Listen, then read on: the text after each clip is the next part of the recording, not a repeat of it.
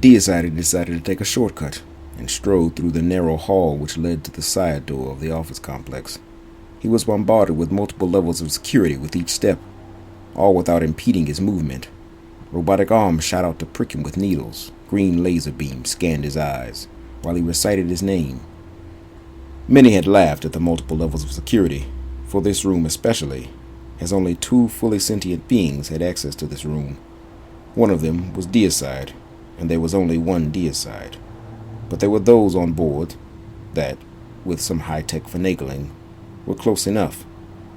The black doors ahead slid open silently, and he passed over a lighted walkway inside a dark room full of females, what some would guess to be secretaries, their faces lit by the blue illumination beaming from their holographic displays. It was known as Amanuensis Alley, and remained a mystery to nearly everyone on board, even to Deicide. From behind the glass, Deicide caught the eye of one of the women working closest to him.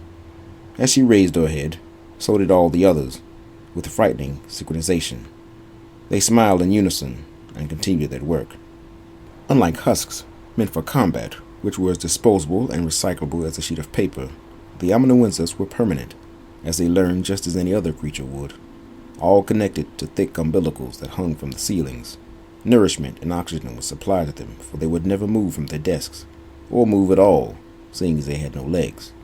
They filled the giant blind spot of even the most advanced AIs. Dedicated organic thought. A computer could never appraise art or assign values to abstract concepts. The idea behind an array made sense to Deicide when it was applied to other fields.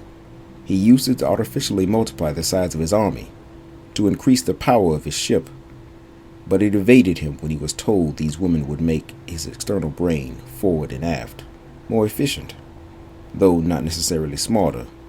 His wife had strongly discouraged speaking with any of them, as this would cause a condition called disjecta membra, causing a steep decline in his synchronization with his external ship memory and his vestige, the abyss.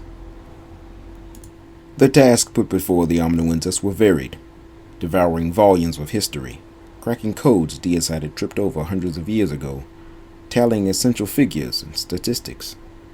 One of them might have even kept a log of every meal Deicide had ever eaten. All information could be useful at some time, as was a belief held by his wife. It was the reason she had assembled the amanuensis alongside Deicide's combat array. Both male and female husks were subservient clones extracted from Deicide's DNA. However, to say they were clones was not quite correct.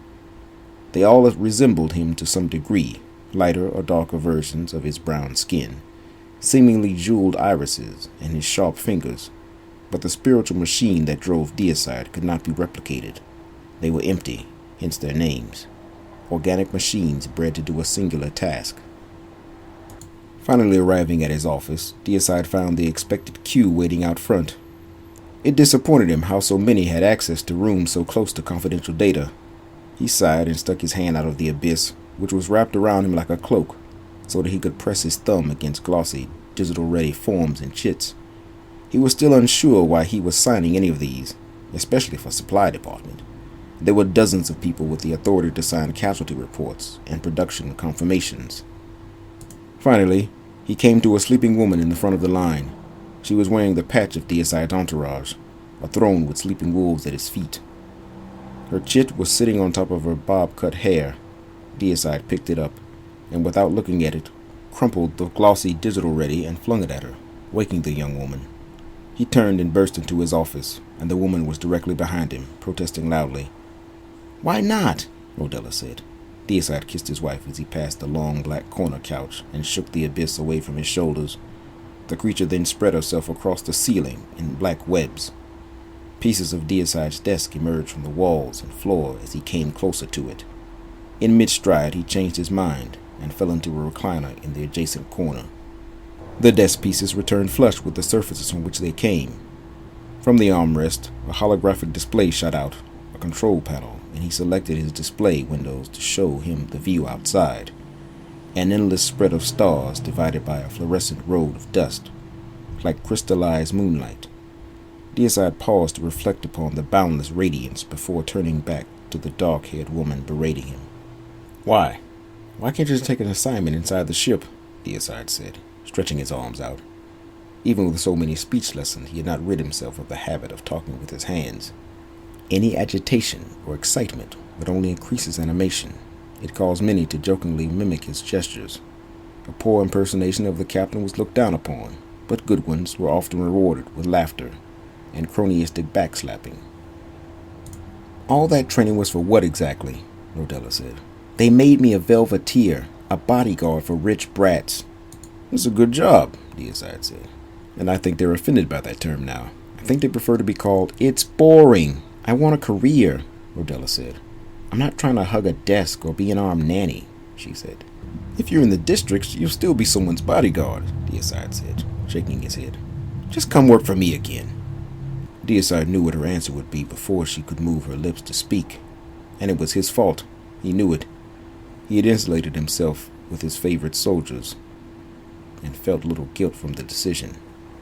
He would much rather be dead than bored, but those he surrounded himself with, mainly the younger ones, were from good stock and ambitious, along with their penchant for being bullheaded. So I can get solved, Rodella said. I just got out of secondary training. I could run with the new task force Hellmouth wants in the districts. She's not looking for friendly faces, Deicide said. Rodella bared her fangs unconsciously. And I am, she said, curling her pointy fingers inside her fists. With the hostile motions she was making, any eater would be within their right to challenge her to a duel. Deicide, being the eater, could strike her down and receive little more than a chiding from the more sensitive hearts among the heavy brass. Deicide waved away the menacing gesture. If you were any sweeter, I'd put you on toast, Deicide said, turning to Nott, who rolled her eyes and turned away. Can you look at me as an adult for 1 minute? Rodella said. How could he, when she had just gotten out of her milk-tooth phase, Deicide thought. Deicide let his hands fall into his lap and held Rodella's gaze. He thought it was unfair for her to use that against him. It was she who had broken every link in the chain of command by coming here. Few people were even allowed to enter this office, let alone barreling through the door screaming at the person who owned it, a person who happened to be the captain. Yes, she was coming from a position of privilege and entitlement, and how could she not, knowing who her mother was, that is, and did she not resemble her mother? So much so that it hurt him to look her straight in the face, needlessly reminding him of her honeyed skin, lips that interlocked into a melancholic pout, when not formed into a timid smile. At least it had been timid in the beginning. Everyone shouldn't know that side of themselves, Rhodey, Deicide said, sinking back into his chair. The grinders will make sure you do. They won't go easy on you just because I favor you. In fact, they may be much worse, he thought, remembering his own training in his younger days, when the Eater's program was someone's baby. Just as terrible and novel as any other passing thought. But this child of invention had the fortune to be born to a parent that had the courage, or perhaps, the sadistic desire to see it through. Deicide had been one of the first, and the only to survive the practices, and they made sure he understood why, that he was different, having the ability to detach himself from the fight, the perfect vessel for revenge. Rodella crossed her arms. I don't need your help, Rodella said. Deicide pushed himself up with his elbows. Yet you're here begging, Deicide said. You know what I meant. I'm not asking for a favor. I just want to be treated like anyone else. I know that's hard for people like you. And why is that? Deicide said. Because you feel like you own everybody. Even people you care about, Rodella said. Especially people you care about, finishing with her eyes gazing at the floor. What? How is that even fair? Deicide said. But he knew deep down she was right. Not in any slave-master sort of relationship, but his people had something of him in them, nearly all of them. How could he not feel overly protective or scared for them in their fragile human features? But there will be others, many, many others. Maybe one even more special than Rodella, but he doubted it. I want this, Rodella said. Her eyes were steady, burrowing into his pair. Deicide glanced over to Nott, who was staring into infinity, purposely avoiding his eyes. The abyss snaked around his arms and legs and was speaking to him in a language only he could understand. Then Deicide opened his hand to receive the digi-ready. as Rodella smoothed out the crumpled request chit against her thigh. As he planted his finger firmly on the shiny, ragged sheet, Rodella hugged his neck, and she hurried from the room.